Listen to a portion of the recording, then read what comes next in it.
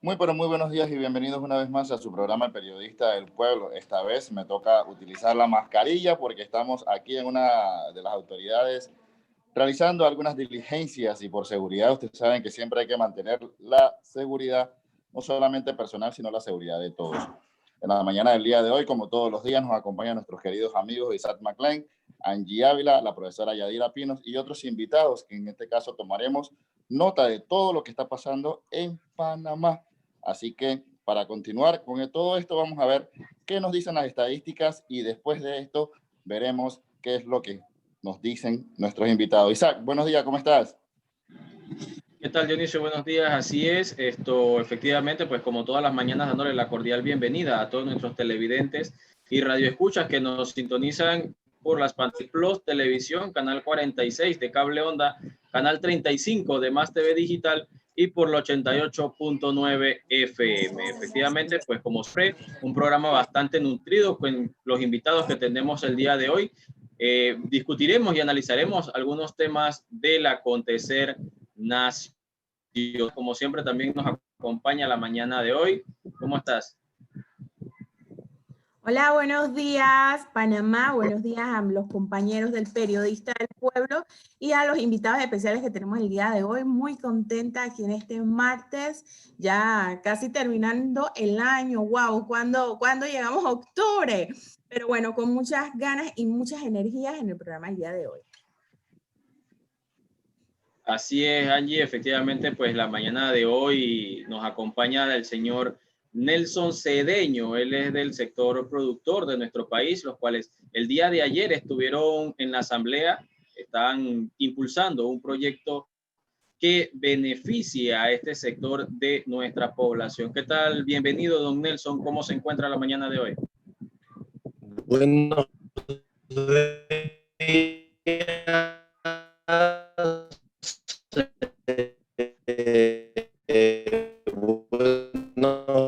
días, bendiciones,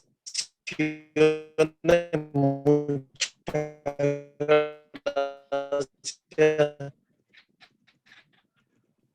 por permitirnos llegar al pueblo panameño a través.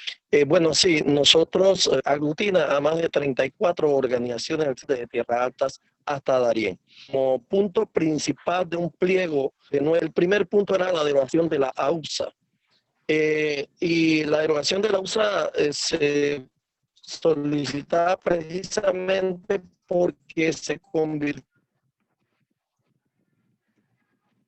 Parece que tuvimos problemas con la señal de nuestro invitado a la mañana de hoy. Efectivamente, pues ellos estaban buscando promover e impulsar, como él mismo nos señala, pues el tema de la derogación definitivamente de la AUSA.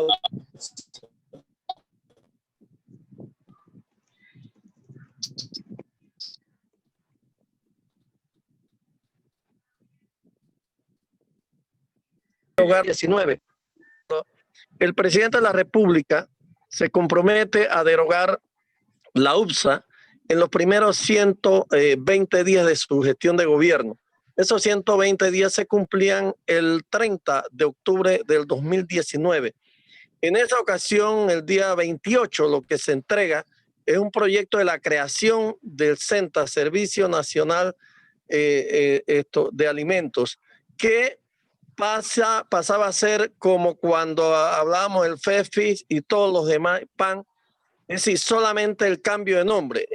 Se eliminaba la UPSA, pero se creaba el CENTA, que sigue con el mismo poder o más grande que la UPSA, usurpando las funciones de sanidad animal, sanidad vegetal y el DEPA del Ministerio de Salud. Los dos primeros en el MIDA, que tienen que ver con el tema de controles fitosanitarios, y el DEPA, que tiene que ver con la inocuidad y calidad de los alimentos que nosotros consumimos. Nosotros nos opusimos a ese proyecto y eso bajó a una subcomisión de la Comisión de Asuntos Agropecuarios. Y no fue hasta julio de este año que ellos iniciaron unas consultas para ver si prosperaba esta iniciativa. Nosotros la rechazamos y como contrapropuesta, nosotros la semana pasada, a través de la diputada Ana Giselle Rosa, se presentó un proyecto de ley por parte de los productores aglutinados en Unidos por el Agro, donde se elimina la UPSA, se devuelven las competencias a los que constitucionalmente les corresponde y se eleva el DEPA del MINSA a institución.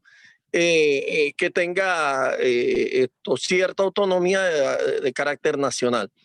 En ese interín, pues la semana pasada fuimos a la comisión al prohijamiento de dicho documento, pero nos sorprendió el señor ministro de Desarrollo Agropecuario, Augusto Valderrama, al final de la reunión, sin estar incluido en el orden del día, la presentación de una nueva propuesta que se llama APA, ¿no? Agencia Panameña de Alimentos. Entonces, esto demuestra la falta de seriedad por parte del gobierno. Ellos aducen que ellos están abiertos a la consulta y que ellos no van a hacer nada que vaya en contra de los productores. Sin embargo, si usted me pregunta cuál es la situación del sector productivo del país hoy con relación al 2018, en ese momento era delicada, hoy es grave. Entonces, decir y plantear de que ellos están ayudando al sector agropecuario, pero nosotros, estando aglutinados en este bloque de 34 organizaciones, no hemos podido conseguir que el ministro, el señor presidente, nos atienda. Señor Nelson, una consulta. Actualmente el presidente, al momento de la candidatura de su campaña política, hizo firma de un documento del cual se comprometía con ustedes, los ganaderos, lo agropecuario y todo lo demás. Este tipo de acuerdos que firmó el presidente con ustedes, ¿en qué quedó o hasta dónde llegó o cuál fue el compromiso que él firmó con ustedes? Bueno, el compromiso que él firmó con nosotros fue la derogación de la UPSA, y se señalaba puntualmente que era la eliminación, el fortalecimiento de las entidades que tienen que ver sobre la materia que tienen rango constitucional. Sin embargo, contestando la pregunta, ese acuerdo o ese compromiso del señor presidente quedó hasta allí porque no lo ha cumplido. El día 3 de julio del 2019, que se da el primer Consejo de Gabinete del Instituto Nacional de Agricultura en Divisa, ese día volvió a reiterarlo y posteriormente en varias ocasiones lo reiteró. Sin embargo, podemos observar una resolución firmada en los últimos días del mes de octubre, donde el presidente autoriza el Consejo de Gabinete y la firma del señor presidente autoriza al ministro Augusto Valderrama a la presentación del proyecto de ley SENTA, que no tiene nada que ver con la eliminación de UPSA. La elimina, pero la sustituye. Nosotros no pedimos sustitución, pedimos eliminación y podemos probar jurídicamente que es procedente porque ante la OMC, que se firmó el acuerdo de Marrakech en el año 1997, la contraparte panameña que aparece dentro de estos convenios internacionales son las tres instituciones los tres organismos que le dije, que es Sanidad Animal, Sanidad Vegetal, DEPA, el MINSA y Cuarentena Agropecuaria. Entonces, lo que la actuación de AUPSA durante 14 años ha sido al margen de la ley porque no pasó por el proceso que tenía que sufrir luego de haber sido creada a través de consejo de decreto de gabinete. Tenía que pasar el procedimiento por la asamblea, eso jamás pasó. Y lo mismo pasaría con el SENTA o con el APA, que irían a usurpar las funciones de estas instituciones. Señor Nelson, hemos estado viendo al presidente muy consecutivamente en el interior, tratando de hablar sobre el temas del agro. Hemos visto al presidente tratando de caminar con ustedes de la mano con proyectos de la ganadería. Entonces estamos hablando de que el presidente está llevando el rol a otra esquina y no a lo prometido. Exactamente. Él no está yendo al problema medular del asunto, a la profundidad del problema, sino a, mire, el tema de entregar sementales a pequeños productores es bueno, pero no soluciona el problema de fondo. Si a mí me dan, yo tengo un pequeño hato ganadero y me dan un semental, yo voy a mejorar la calidad genética de mi hato y voy a producir, pero al momento que saco el ternero, la vaca, la novilla a venderlo, no tengo mercado. Entonces, sí, hay una incongruencia en cuanto a esto, porque lo primero que nosotros tenemos que solucionar es el problema de mercado. ¿Y cómo solucionamos el problema de mercado? Eliminando la UPSA para que las importaciones, escúchese bien, las importaciones que se den en el país se den por la vía legal y por temas de desabastecimiento en los rubros que seamos deficitarios, pero no inundándonos el mercado de productos de baja calidad, ¿no? Y que no sabemos la condición de inocuidad de los mismos, ¿no? Y sacándonos a nosotros del mercado. Ejemplo, Costa Rica acaban de, hace 2 meses, de suspenderle los permisos a las plantas de lácteos que enviaban productos lácteos a Panamá. Pero precisamente esos permisos los había dado a UPSA. Entonces, ahora los pararon.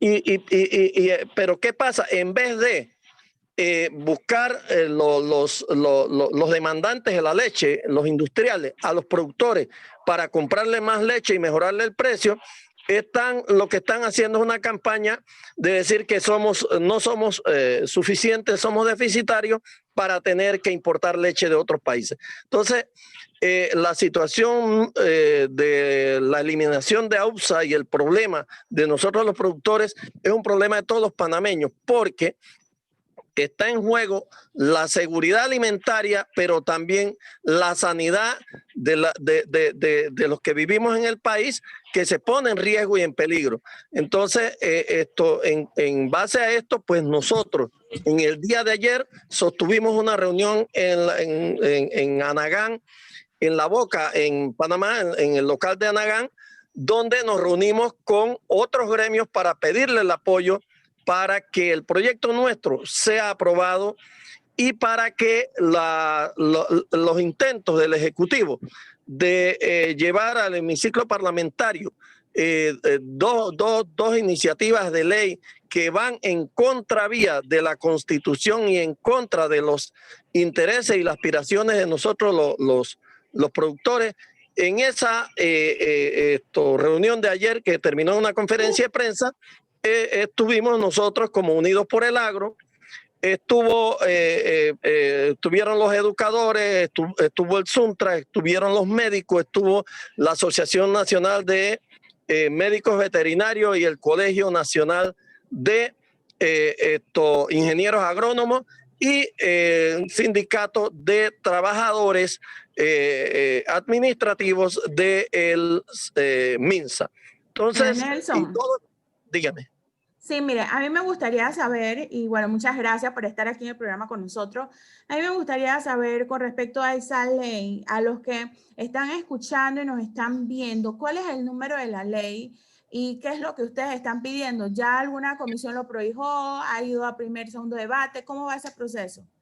Bueno, el número que se le dio al momento, antes de prohijar y al momento de la prohibición, es 171.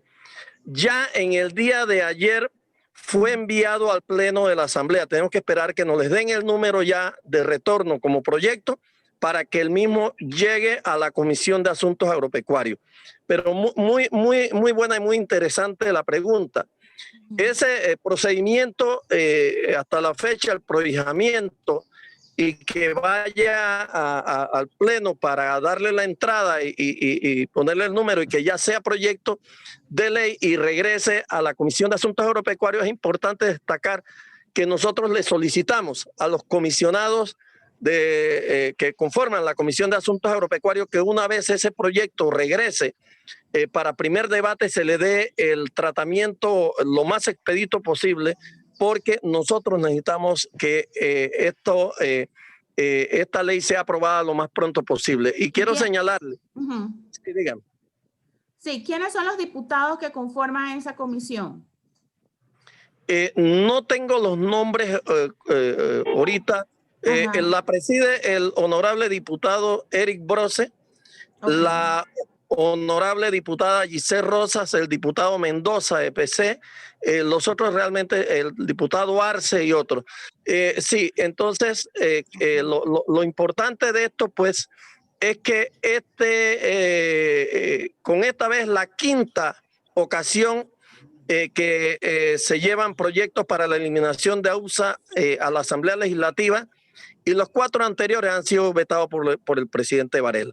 Esperamos que una vez se apruebe este proyecto de ley que va en la dirección correcta y coincidente con la promesa que hizo el presidente de la República de la eliminación de la UPSA, y que dentro del plan hombro a hombro del presidente Cortizo del gobierno actual está incluido la derogación de la UPSA y la devolución de las competencias a quienes constitucionalmente les compete.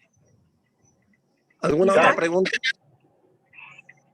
No, definitivamente bastante interesante pues lo que nos ha señalado el señor Nelson durante esta mañana, porque realmente es un tema sumamente sensitivo, un tema que afecta directamente a la industria productora de nuestro país y que, bueno, definitivamente vemos algunos incumplimientos. Esperemos que vamos a darle seguimiento. Antes de finalizar, quizás antes de que terminemos de cortar con el señor Nelson, a mí sí me gustaría tener como una pregunta doble, porque en esta pregunta que voy a hacer es con relación a la agricultura.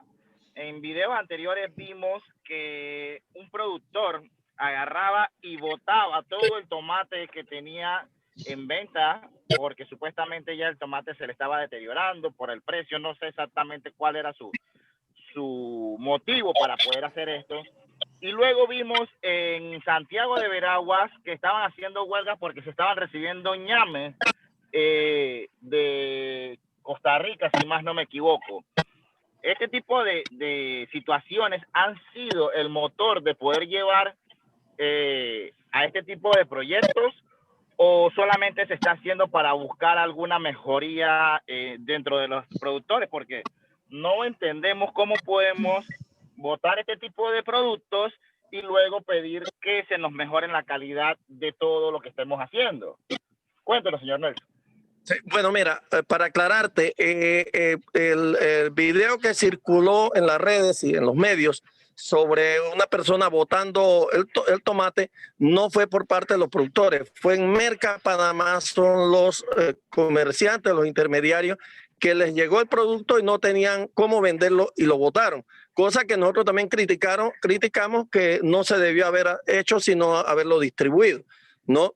Y el tema de los productores de ñame, sí es cierto que estamos inundados por ñame de Costa Rica, pero el proyecto lleva como objetivo principal, ¿no? La disminución de todas esas importaciones que están al margen de la ley, que tanto daño nos hacen. Mire, en el año 2018, cuando nos reunimos con el entonces ministro Carles y su equipo de trabajo, se hizo una auditoría sobre un listado de importadores que ellos nos presentaron a nosotros. Y en ese listado de importadores habían 164 empresas que no tenían los permisos correspondientes.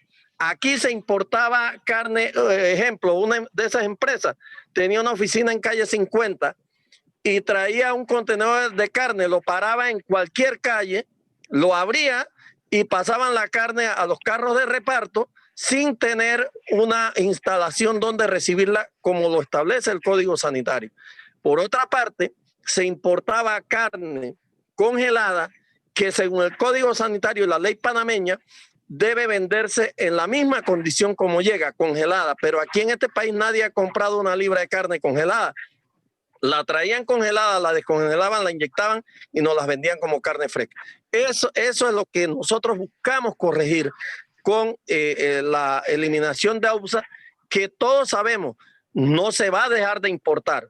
Pero imagínese usted para terminar, que antes de los tratados y antes de la creación de la UPSA, Panamá exportaba 1.200 millones aproximadamente en productos agropecuarios e importaba alrededor de 1.700. Hoy día exportamos 600 millones e importamos entre 4.500 y 5.000 millones. ¿Qué quiero decir con esto? Estas importaciones desmedidas nos han quitado el mercado a nosotros los panameños. Sin embargo, a ti consumidor y a mí que soy consumidor, nos siguen vendiendo caro y productos de mala calidad. Así es, muchísimas gracias al señor Nelson Cedeño por habernos acompañado en la mañana del día de hoy. Claro que para todos los panameños es importante poder conocer estas informaciones porque son informaciones que van de la mano con los problemas que está pasando en Panamá. Para nosotros es importante tener todo este tipo de informaciones para poder compartirlas y que llegue a cada uno de nuestros televidentes y radioescuchas y podamos ver hasta dónde llega y cómo será la solución que tendrá este problema. Muchísimas gracias, señor Nelson. Isaac, es momento de ir a unas pausas comerciales. Mándala. Así es, Dionisio. Vamos brevemente a unas pequeñas pausas comerciales después de haber escuchado la participación del señor Nelson, un tema bastante sensitivo y que vaya, fue una promesa de campaña realmente de nuestro señor presidente, el tema de la eliminación de la AUPSA como tal. Pero ya volvemos con otra entrevista, un tema también bastante controversial, que es el tema educativo. Ya nos acompaña en plataforma la profesora Yadira Pino, con la cual estaremos haciendo la entrevista después de ir con nuestros anunciantes. Ya regresamos. De cable onda por el canal 35 TV digital y por la emisora la 88.9. En la mañana del día de hoy también nos acompaña la profesora Yadira Pino, quien en este caso hablará con nosotros temas muy importantes que tienen que ver con la educación y la alimentación, que es el tema base que hoy hemos tomado para poder ya llevarle a conocer a todos los televidentes y radioescuchas que nos acompañan. Así que Angie Ávila tendrá muchas preguntas que realizarle a la profesora Yadira Pino, al igual que nuestro compañero Isaac McLean, quien también tendrá la oportunidad de hacerle muchísimas preguntas a la profesora. Angeli. Muchas gracias, Dionisio. Buenos días, profesora Yadira Pino. Muchas gracias por estar aquí nuevamente con nosotros. Y siguiendo la misma línea de toda la información muy importante que nos compartió el señor Nelson Cedeño, para nosotros marca una suspicacia que ¿qué está pasando con el tema de la producción nacional? Si hay tanta merma, hay tanto problema con el tema de que las exportaciones no se hacen, que estamos inundados con importaciones. ¿Por qué razón los gobiernos nacionales no han permitido de que esto llegue a los programas como ya el presidente lo anunció, de estudiar sin hambre, de realidad dar platos de comida en los lugares vulnerables que se necesitan para que los niños puedan tener acceso a comida caliente, comida buena, que de repente en sus casas es imposible que puedan tener una comida balanceada por los temas de pobreza multidimensional que vivimos aquí en Panamá? Entonces, ustedes como gremios educativos, ¿qué respuesta han recibido de parte del gobierno nacional de cómo va a ser la ejecución de este tipo de programas como lo que sería estudiar sin hambre? Como no, muy buenos días, gracias por la oportunidad una vez más a Periodistas del Pueblo, a ustedes por esta oportunidad que nos dan y un saludo pues a toda la audiencia, ¿no?, de Periodistas del Pueblo. Sí, efectivamente el tema de la alimentación, viendo pues el caso o el problema de los productores nacionales es sumamente importante porque precisamente una de las luchas que hemos venido a través del tiempo sosteniendo es la alimentación, que es básica para la nutrición y fortalecer las condiciones de los estudiantes. Déjame un segundito, profesora. Listo. Gracias, don Nelson. Continúe, profesora. Sí, correcto. Entonces, el tema de la alimentación es básica precisamente por el hecho de que esto es uno de los elementos para poder que el niño pueda aprender. Si está bien nutrido, pues tendrá un crecimiento evolutivo correspondiente y esos nutrientes pues le ayudan a poder estudiar. Pero efectivamente existe una ley, la ley 49, que es la que trata sobre el tema de lo que es el FESE, el Fondo de Equidad y Calidad Educativa, y una distribución de las contribuciones que hacemos todos los trabajadores y trabajadoras, tanto del sector público como del sector privado. Y esta se distribuye en dos, digamos, dos renglones, uno de fondo de bienestar estudiantil y otro de matrícula. El fondo de bienestar estudiantil permite que se pueda entonces estos fondos destinarse para lo que es la alimentación y demás necesidades de los estudiantes, y el fondo de matrícula pues para otras necesidades en la escuela. Entonces, lo que hemos venido luchando a través del tiempo es que se mantenga el acceso al producto nacional, al producto fresco, lo que son los granos, que es lo principal, lo básico, el tener el frijol, la lenteja, el poroto, el arroz, para que los estudiantes tengan dentro pues, de esa pirámide de alimentación esos productos que son básicos y precisamente de la producción nacional, por el acceso a que se puede tener. Sin embargo, a través del tiempo, pues como hay muchos intereses en medio, esta situación ha sido muy difícil porque se ha estado incluso importando en algún momento lo que es la comida deshidratada. De allí, entonces, una vez eliminado este programa, entonces se pudo tener acceso a la producción nacional. Pero efectivamente, sí, se crean leyes como esto de estudiar sin hambre, una de las cosas que hay que asegurar es precisamente tener ese acceso a productos que sean frescos y productos que se puedan distribuir de inmediato. Porque ¿qué ocurre? Que inicia el año escolar y no es sino hasta mediados, o sea, junio, julio, agosto, a veces llega hasta final del año los granos a las escuelas. Entonces, no es tanto... Profesora, si más no me equivoco, este año 2020 el gobierno tuvo que haber hecho este tipo de compras para poder organizar todo lo que era estudiar sin hambre, porque no se tenía pronosticado o planeado el tema del coronavirus. ¿En qué quedó ese material o a dónde se guardó, por decirlo así, para no especular y decir que lo votaron? ¿Dónde quedó almacenado este producto? Bueno, hasta la fecha no tenemos información sobre eso porque incluso hemos solicitado información de qué ha sido del FESE, o sea, del Fondo de Equidad y Calidad Educativa, que se tiene que distribuir al inicio del año escolar a todos los centros educativos. Pero si ustedes recuerdan, bueno, aproximadamente hubo 2 semanas que estuvimos del inicio del año escolar y a esa fecha no se había distribuido, no se había ejecutado pues digamos, la partida para que los directores pudieran hacer efectivo el desembolso o obtener este fondo. De manera que no sabemos si en realidad se ejecutó, y se lo digo porque año tras año lo que viene ocurriendo es eso. O sea, al inicio del año no se tiene asegurado la adquisición de estos alimentos y por eso es que estos alimentos llegan casi a mediados del año a los centros educativos y algunos hasta final del año, lo cual dificulta el hecho de que se puedan tener los comedores habilitados para que los estudiantes puedan pues alimentarse. Y entonces en esa vía es que precisamente es importante, si se tiene un acceso a la producción nacional, si hay un fondo ya destinado para esto, definitivamente no debe ser un problema el poder adquirir estos alimentos. A la fecha, les reitero, no tenemos conocimiento si se compró o no se compró y dónde están estos productos si es que se adquirieron. Entonces, es una muy buena pregunta que debería hacérsele a la ministra o algunos de las altas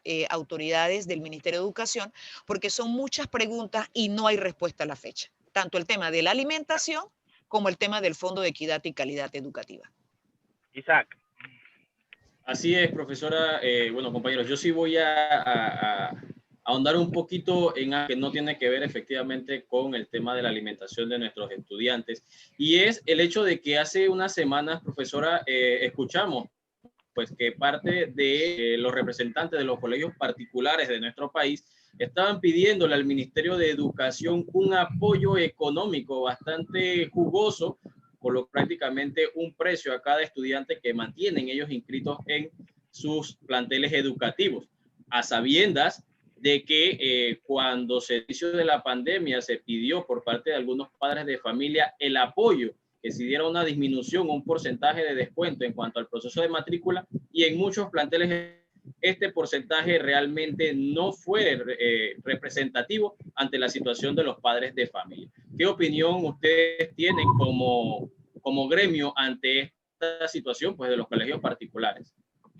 Sí, gracias por esa pregunta, Isaac, porque realmente los padres de familia y los estudiantes que están en estos centros particulares están totalmente desprotegidos. Desde un principio, la ministra evadió la responsabilidad de definir este tema de del cobro de las mensualidades y demás, y se lo dejó a Codeco, cuando a Codeco pues es una instancia con mucha menor, digamos, jerarquía dentro del tema educativo. Realmente la Codeco es una institución para regular el tema comercial, lo que es el intercambio de compra y venta, ¿no? U oferta y demanda frente a la adquisición de algún artículo o servicio. En este caso, tanto la Constitución como la ley orgánica establecen claramente que la educación es un derecho, pero que como el Estado tiene la obligación de asegurarle a toda la población el acceso a este derecho, entonces el mismo se brinda como un servicio. Y el Estado tiene el deber de organizar y dirigir que ese servicio público le llegue a toda la población.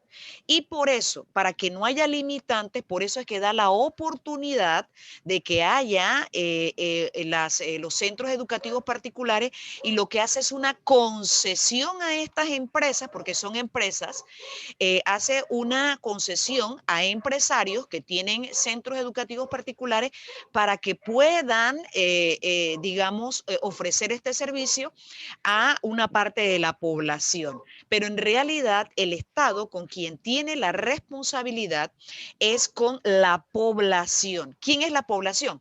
Padres y madres de familia y estudiantes. Ahí es donde está el deber del Estado, de que esta población tenga el acceso a la educación.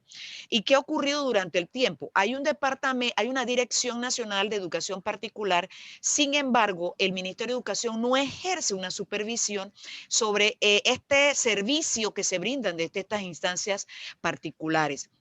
Y esto ha traído como consecuencia que se ha hecho, digamos, mucha violación a los derechos de los padres y madres de familia, creándose incluso donativos exagerados, llegan 5,000, 10,000, 15,000, hasta $20,000 le solicitan como donativos a los padres y madres de familia. Habrá quienes lo han podido hacer, quienes tienen una condición económica para ello, pero hay quienes no. Y en medio de la pandemia, esta realidad ha sido mucho más cruda, porque como bien usted lo planteó, aquí todos hemos tenido que hacer ajustes, de manera que todos los empresarios, todo el pequeño, mediano empresario ha tenido que realizar ajustes para poder sobrevivir en medio de esta pandemia. ¿Qué tenían que hacer estas empresas? Precisamente ver cómo hacían sus ajustes para sostener este negocio, y si no es rentable, bueno, tenían que empezar entonces a ya inmediatamente cesar estos contratos, pero reconocerle los derechos a los trabajadores, y además de esto, entonces, llevar la situación a algún tribunal civil, no sé cuál sería el tribunal civil, pero estos tribunales para presentar pues su situación de que ya no podían sostener este negocio o esta empresa. Estamos en total desacuerdo y vamos a luchar para que esta situación, esta reciente solicitud que están haciendo estas empresas no se dé, porque incluso si hubo desde el Ministerio de Educación, fíjese, inmediatamente la idea o la propuesta de que se les reconociese algún tipo de fondos. Sin embargo, ellos lo están planteando desde las ganancias que ellos siempre han tenido. Y en estos momentos de pandemia nadie puede estar ganando lo que antes de pandemia ganaba como negocio, como empresa. Entonces, no puede el Estado asegurarle a estas empresas, porque no es su deber, el negocio. La responsabilidad es con la educación, con la población, que es la que tiene acceso a este servicio. Y fíjense que ya hay un proyecto que fue, si no me equivoco, el señor Picota, que presentó un proyecto de ley para precisamente se le diese un subsidio a la matrícula para los padres de familia, para que le llegara a los padres de familia que tienen hijos en escuelas particulares. Eso es una cosa, pero no puede ser, si hay que crear que este tema del subsidio realmente, pues hay que hacer un análisis en nuestro país de cuál realmente debe mantenerse y cuál no. Pero en el tema educativo sí hay que asegurarle a los padres, madres, familia y a los estudiantes el acceso al derecho a la educación. Si es necesario. ¿Sí? Actualmente me llegan comentarios sobre que las matrículas en escuelas gubernamentales, en escuelas de gobierno, están saturadas, están sobrepobladas. Se habla de que una gran cantidad de estudiantes de escuelas particulares ¿cómo se dice? Matriculando en estas escuelas de gobierno. ¿Esto es positivo o lo vemos de la manera como yo lo he visto, de una manera negativa? Porque se puede decir de que si se ve la sobrepoblación en este tipo de escuelas, uno, no hay capacidad para tantos estudiantes, o dos, muchas escuelas particulares cerrarán, tres, los costos se elevarán. Dígame usted, ¿qué tiene planteado o planeado los gremios magisteriales para buscarle solución a este problema? Lo hemos planteado antes y es el tema de la planificación, igual que sucede con la creación de corregimientos. O sea, no se pueden estar haciendo improvisaciones y creando cosas si no se diagnostica, si no se tiene realmente un diagnóstico de la realidad para poder resolver las necesidades. En este caso, está muy claro en este país, lo digo claro de una manera en la percepción, de que hay áreas que han tenido un crecimiento de la población. Es decir, desde el interior del país ha habido una migración hacia las áreas de todo lo que es la provincia de Panamá, Panamá Norte, Panamá Este, la provincia de Panamá Oeste. Teniendo esta realidad, si se trabajase con los números, es decir, desde un censo en estas áreas o de lo que hay, los números, las estadísticas que hay, nos daríamos cuenta que los centros educativos que se han edificado, que se construyeron en nuestro país hace 50 años atrás, fueron para una matrícula, supongamos 1.000 o 1.500 estudiantes. Al darse un aumento de la población en estas áreas, por supuesto que esos centros educativos ya no son suficientes para albergar esta matrícula. Lo que era necesario hace 10, 15, 20 años atrás era construir centros educativos para precisamente darle una respuesta a esta población, pero es lo que no se ha hecho. Y por esa razón es que hace 50 años atrás que se construyeron estos centros educativos, esto se ha tenido que crear una primaria en la mañana, una premedia en la tarde o igual, primaria y premedia, tanto en la mañana como en la tarde, incluso nocturnas y además de esto, hasta extensiones universitarias. Y esto es lo que ha traído como consecuencia, por supuesto, el desgaste de las edificaciones. Y al pasar el tiempo, por supuesto, el hacinamiento, centros educativos con aulas que en vez de tener 30 o 35 estudiantes, tienen 40 o 45. Lo que quiere decir que si realmente aquí se trabajase en torno a este tema de planificación, definitivamente tendríamos los centros educativos que se requieren y se podría atender la población necesaria. Y así la mayor parte de la población estaría en la educación pública oficial y aquella población que quiera decidir, porque tiene los recursos suficientes, la tendría en una educación particular. Es decir, sin negar que exista una educación particular. Pero lo que ha ocurrido es que como en un momento no hubo esta satisfacción de esta necesidad, pues algunos profesionales que teniendo un poquito más de posibilidad, entonces llevaron sus hijos a los centros educativos particulares. Pero ni siquiera en los centros particulares hay, digamos, una calidad de la educación. Por lo que digo, la Dirección Nacional de Educación Particular jamás hace supervisión y hay escuelas particulares que funcionan donde hubo un restaurante, donde había una casa, o sea, que no fueron realmente construidas con una concepción pedagógica, sino que es una estructura física que se utilizó para otra cosa y bueno, como es un negocio rentable, entonces tomé ese edificio y lo convertí en una escuela, pero no llenan los estándares y ese es el problema. Al no haber estándares, se descubrió ahora en la pandemia que habían centros educativos particulares que no tenían las condiciones para brindar una educación a distancia. Si las oficiales no las tenían, estas tampoco las tuvieron. Entonces ahí es donde está el detalle. Claro, tenemos centros educativos de 50 años ya sobrepasados en población y que su propia estructura física ya se dio, se deterioró, y por supuesto que al aumentar ahora, porque los estudiantes pasan de las particulares a las públicas oficiales, esto se convierte en un problema, definitivamente que sí. Profesora, antes que se nos acabe el programa, a mí me gustaría hablar un poquito del monto del subsidio que están pidiendo las escuelas privadas. La semana pasada aquí nosotros tuvimos una representante de Meduca, un programa con Isaac, muy bueno, que estuvimos hablando del tema y donde ellos habían dado una contraoferta de $2 millones a los 76 millones de dólares que ellos están pidiendo, que sería $80 por mes aplicable a las mensualidades de julio hasta diciembre para cada estudiante del sector particular, lo cual representa 76 millones de dólares. Vamos a partir de la premisa de que las escuelas privadas son una empresa. No es un servicio gratuito, porque si fuera un servicio gratuito, que fuera un derecho humano, que todos sabemos que es la educación, y que ellos quieren hacer el bien para el país, pues sería una ONG que solamente cobrarían para cubrir gastos operativos y ya, no tuvieran ningún tipo de ganancia, no venderían medias, zapatos, libros, todo, nada más le falta vender la bolsa de la escuela.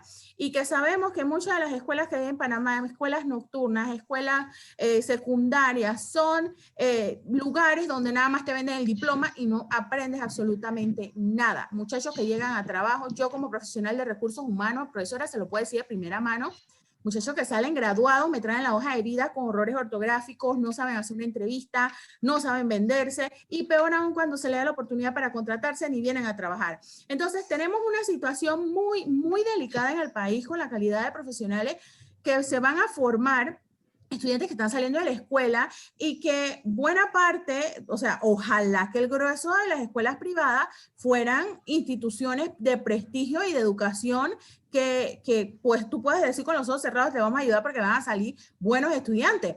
Pero eso no es la realidad de Panamá. Entonces, aquí el panameño que tiene plata, que puede pagar la educación privada, va y insulta la educación pública. Sé que es una porquería, que los maestros no sirven, da, y ahora vienen a pedir dinero. Ahora vienen a pedir 76 millones de dólares en medio de la pandemia.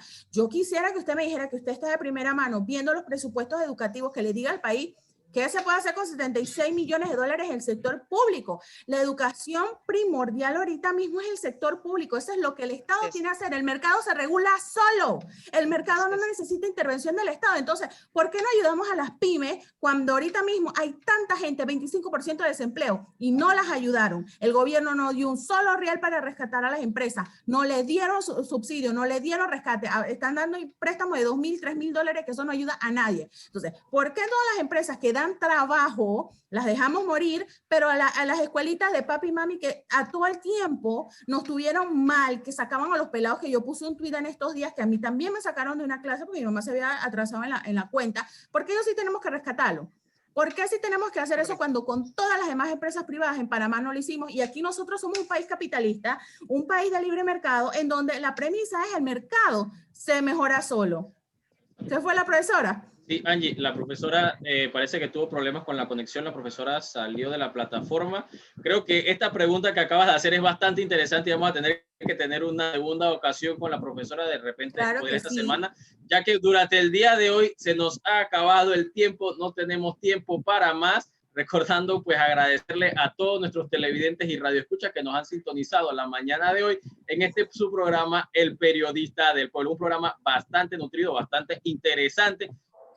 Como siempre lo hemos dicho, no estamos ni con el gobierno ni con la oposición, simplemente buscamos dar respuesta a aquellas interrogantes que como población, todos los padres de familia, en el caso de hoy, tema educativo, nos presentamos. De mi parte ha sido todo por hoy, los espero hoy nuevamente a las 5 de la tarde en Poder Ciudadano. Angie. Nos vemos mañana a las 9. Dionisio, ¿no tienes audio? De mi parte será hasta más tarde en representación de Honorio Vega. en el programa de las 7 de la noche y mañana. Ah, el programa de las 9 mujeres, la cierto, el programa de mujeres, no se lo pueden perder, chicas. Hasta luego. Chao. Hasta luego.